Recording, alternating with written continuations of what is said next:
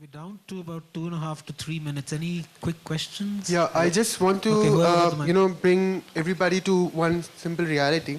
To post on CL, Craigslist, you can buy PVS, it's very cheap. If you want likes, I can get you, anybody if wants Facebook likes, I can get it, approximately 1 million likes for, what, $1,000, right? It's not hard. And the thing is that, since the data is growing so, in such a manner, algorithms are not working. Every other day, I get a friend request from a fake profile or something like this, It's a problem. And you never know, what actually the brand is, or are they just doing it, they're just trying to push their, brand name or something. That's always a problem. Yeah, which is why I'm saying really that it's not about this kind of metrics and getting obsessed with it. It is understanding, getting insights into the new ways in which people are relating to each other, and therefore do interventions which go into that, which is exactly when I was saying likes are gamed. I know that, because... I have a quick one, and I'll keep it very brief. Social media, basically the idea of listening on social media. Therefore, intervening in the social media space. This is something which all of you noticed not too many brands do. Do you guys really feel that people at that level are today unaware of social media? It's still a black hole, which is what scares them off, and therefore, consequently, what can the industry do to actually train these people up so that there is more acceptance and understanding of social media? I just want to tell you, Shashi Tharoor was speaking at our Pitch Youth Marketing Summit, and he said something which probably answered. He said, when I was in the government, nobody took me seriously when I used to tweet. And when I lost my job because of whatever happened, and my tweeting was part of it, people really thought tweeting is bad. He said, in the last 12 to 14 months, a lot of bureaucrats, a lot of politicians from across the political spectrum come to him to understand the power of tweeting, to understand the power of internet. I think they're getting there. And I have another theory which I wrote in a column, is that the real wave of digital media and social media are coming where politicians, where decision makers, and I'm not talking of journalists and editors, people who are aloof to this media are getting on. And that's where really this will become even more serious. It will be taken more seriously, and you will see more constructive action in the domain. So I think it has already started to change significantly. That's my view on it. Second is, as this phenomena that I mentioned grows, I think branded content will be more and more valuable. At the end of the day, social media, Twitter, LinkedIn, Facebook, Pinterest, is all about content delivery. I mean, he talked about brand and content. I mean, these are... So content, for those of you who want to be entrepreneurs, creating content-led businesses for the pipes that will exist is really a big entrepreneurial opportunity. So I think really that's the fundamental change that is happening, where really the decision makers, people in bureaucracy, people in government are getting there. And second is branded content is being taken even more seriously, because there is so much frivolity in social media. There was one, I think you pointed out, saying that would you believe in a review on television, or newspaper, or online? Well, for me, I definitely would believe online. I would not go by an individual who, God knows what mood that person was in when he or she wrote that particular review. I would go by what the larger population is saying at that point in time. That's where I'm coming from. Here's a question. How many of you read the review in Times of India for Jab Tak Hai Jaan? Wonderful. We didn't even bother. Right? Yeah. So there you go. So yeah. we have that representative, and right. you know the answer. And I'm surprised Samir made a comment like that, because you know what, Samir, as far as Coke Studio this season goes, I actually got hooked onto it because of the viral that was going around on Facebook. That's how I got hooked onto it. I think you're mistaking the whole issue. Again, we're talking about a very narrow domain. Coke Studio, as great as it is, reaches a very small audience. And that is the audience that is sitting in the room, kind of. And when you talk about Times of India, these same ones are actually, a lot more people have read it than probably read it online. It may not be in this room, but the readership of Times of India and Navara Times put together, and the credibility that gets assigned is far higher. in that sense. So, and I've read all the reviews online as well. It's, as I said, it's information overload. Which one to believe? Can I, in fact, I'd like to now answer his four, question. 4.5 Oh, stars. so whenever I hear the term information overload, even if you wake me up in the middle of the night, I come up with an automatic response, which is filter failure. But then that's Clay Shirky's standard answer. But here's the deal. I mean, I've never seen Times of India ever give anything less than 3 stars. Yeah? Not all movies can be 3 stars. I mean, let's admit it. It cannot be, all movies are about 66%. I mean, this is just not possible.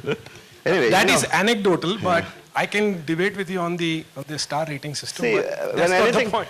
when anything new comes, it's difficult to adopt, which was your question, what do brands think about it? Brands need it. Brand managers think they need it.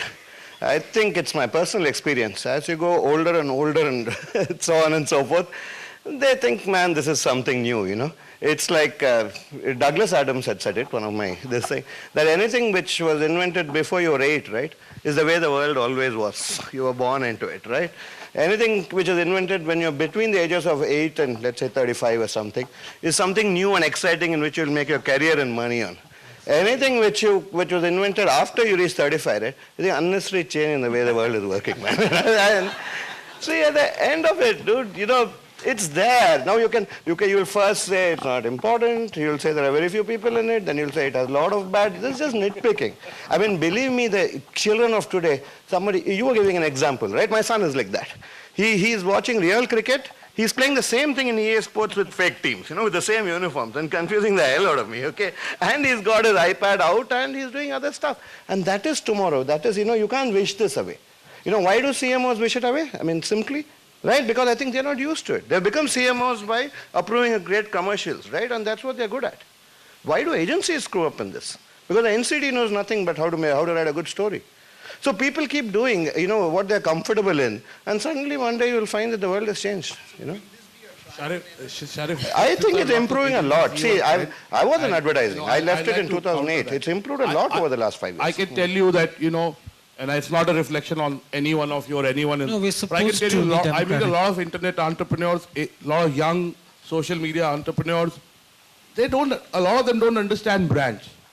They understand technology, they understand tools, they don't understand brands. So, you know, their ability to be able to do the kind of work that big agencies deliver is not there. Let's accept that. One. Second is, I must also say the agency remuneration model is not geared to helping social media spends. I mean, it's getting there because the amount of money you make on a TVC, you probably charge your client 6 crores and you spend 2 crores on the TVC, so you make 4 crores. I mean, I'm just giving.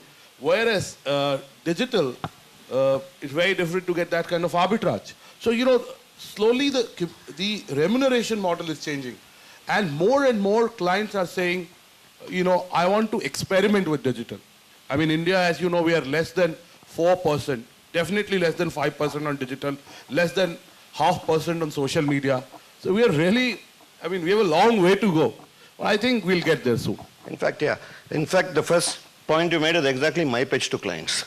I also tell them these fools don't know anything about brands, but I do. Okay, which is why I sell 10, right? You know, in the entire thing, right? And yeah. But aren't those the same fools that the brands are trying to reach out to? You know what the difference? I'll tell you how I sell. On the remuneration model also I agree. The advertising remuneration model doesn't lend itself with retainers and stuff like that. You have to move to valuing ideas, right? Whether you're creating branded content, whether you're doing this. The moment it's on arbitrage, moment it's on margin, so you're going to get squeezed, right? And it's all about reducing costs. See, it's a new industry. Like Preetham was saying, it's going to evolve, right? There's no point trashing it based on the initial mushrooming of people. There are great people like me coming in and trying to change it. And as we go forward, I mean, there will be better practices coming in. As I was saying, in my experience in the last 5-6 years, clients have become far more open, right? Sometimes the trick is, I keep telling them, don't have a digital budget. Digital is everything. It's just a marketing intervention. Let it not be split into digital and TV and stuff like that. So I try to reach for a marketing budget. Maybe that's the way to go forward. Maybe in the PR, I'm not very familiar with PR, but there's no such thing as digital PR. There's fundamentally image management. You go to whatever influences people, you're going to try and influence, right? In some manner or the other. So these are the practices which will evolve as we go forward. All right, so one last comment. I think we're definitely running behind time. how many of you have heard of the Red Bull Stratus campaign? Right, if you haven't, I would suggest that you read case studies about it because you're definitely behind. Now, how would you like to categorize that entire campaign? Was it digital? Was it traditional? Was it non-traditional? Was it somewhere in between? What was the campaign? The campaign, according to me, was largely just around storytelling, and that's it. There was nothing else.